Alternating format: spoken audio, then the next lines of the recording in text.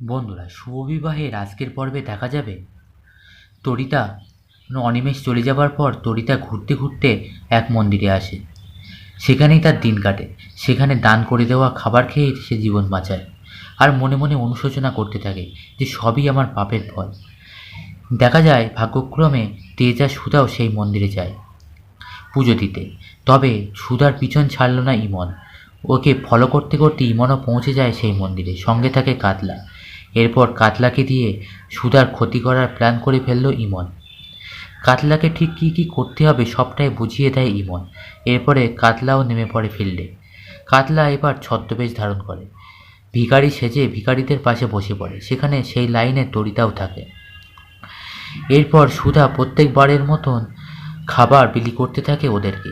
তবে সুধাকে দেখে তরিতা বলে, দিদিভাই দিদিভাই এখানে আমাকে চিনে ফেলবে না তো কোনোভাবে? আর আমি যা পাপ করেছি আমার ও বাড়িতে কোনোদিনই ঠাঁই হবে না। তাই ভালো করে মুখটা ঢেকে বসে তরিতা। এরপরে সবাইকে দেওয়ার সময় তরিতাকেও দেয় সুধা। এরপর তরিতার চোখ দুটো দেখে চিনে ফেলে সুধা, আর মনে মনে ভাবে ওনাকে খুব চেনা চেনা লাগছে, কোথায় যেন দেখেছি। তখন তরিতা নিজেকে আরও আড়াল করে।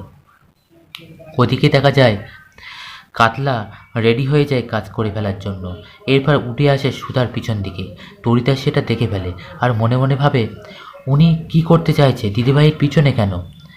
আমি এই 2 দিন মন্দিরে আছি, ওই লোকটাকে তো আমি দেখিনি, দিদিভাইয়ের কোনো ক্ষতি করবে না তো?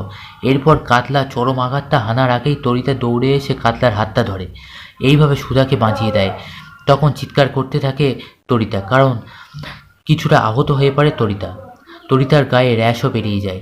এরপর কাতলা দৌড়ে চলে যায় ওখান থেকে। তখন তেজও ওখানে চলে আসে আর সবাইকে সাবধান করে। তখন সুধা বলে, তেজ, ওই ওই লোকটা, ওকে ধরো। তবে তেজ দৌড়ে গেলেও ধরতে পারে না কাতলা আর ইমনকে। এদিকে তরিতাকে শুশ্রূষা করতে থাকে সুধা। এরপরে বলে, তরিতা তুমি এখানে কি করে? তোমাদের তো গ্রামের বাড়িতে থাকার কথা। তখন তরিতা কাঁদতে কাঁদতে সবটা বলে দেয়। এরপর তরিতাকে কাছে টেনে নিল সুধা। এরপর তরিতাকে নিয়ে বসু মল্লিক বাড়িতেও ফিরে যায় সুধা। বন্ধুরা, পরবর্তী এপিসোড আরও সুন্দর, আরও আকর্ষণীয় হতে চলেছে। তাই পরবর্তী ডিটেলস পেতে অবশ্যই আমাদের চ্যানেলটিকে ফলো করুন।